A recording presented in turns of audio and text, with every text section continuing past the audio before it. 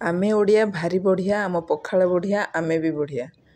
आउ आम पखाल सांगे जदि कुड़मुड़िया भजा ताहले तो पूरा बहुत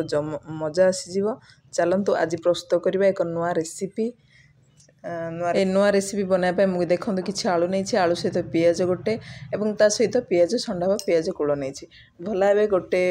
पीस हिसाब से काटी काटी मु सब गुड़ी प्रथम सफा कर दी काटी नहीं मुझे किसी आलू से साइज्र ही आलू नहीं जाइए पूरा से पतला पतला अच्छी और से किसी पियाज पियाज भी दे देछे और ता सहित हलदी गुंड लंका गुंड जीरा गुंड एवं धनिया गुंड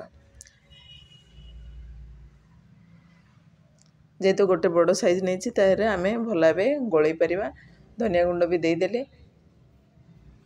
एवं कौन करवा स्वाद अनुसार लुण देदेबा एवं ये लास्ट आमर आसब चाउल चूना को भी आम देदेबा। चाउल चूना पकाइबा द्वारा आम भजाटी पूरा रोस्टेड माने खड़खड़िया हम देखो अल्प पानी छिंचा जहाद्वारा कि आम पानी हाथ में आनी अल्प पानी छिंचा पानी बाहर को बाहर ना खाली केवल जो आम चूना लुण ये सब पकड़े चारिआडे मिसापी ही ये पानी अल्प देवा पड़ो पानी जदि अधिका देदेव ताहले भजाटी पूरा खड़खड़ हम ना लईला भाई हो एपट साइड में देख पैन को बसई देछि गरम हो जाइए गरम है आम से किसी तेल देदेबा छोट स्पून जेहेतु नहीं से 2 ରୁ 3 स्पून ही आम भजाटी पूरा भल भाव हो ये तो पखाल सहित खाया को बहुत मजा लगे शीत दिनिया पखाल सहित खाया को बहुत मजा लगे देखो एपटे चारिपटे मुझे किसी समय ऊपर अल्प तेल दे आमे किसी समय स्लो फ्लेम में ही रखा ये भजा हम आस्ते आस्ते आलू भी सीझ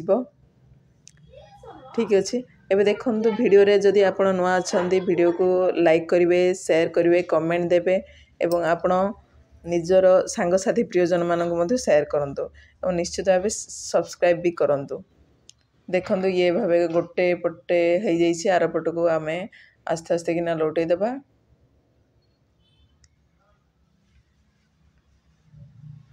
ये आम स्लो फ्लेम रखी आस्ते आस्ते एपट सेपट सेपटे एपटे करने समय अल्प समय घोड़े देबा जहाद्वारा कि आरपट साइड भी हो या हाई फ्लेम करने द्वारा ये पोड़ीज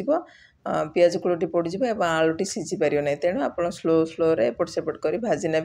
ये अल्प समय 15-20 मिनट भितर हो मझे आम आलूटी को देखा सीझी ना नाई तो सीझी अल्प समय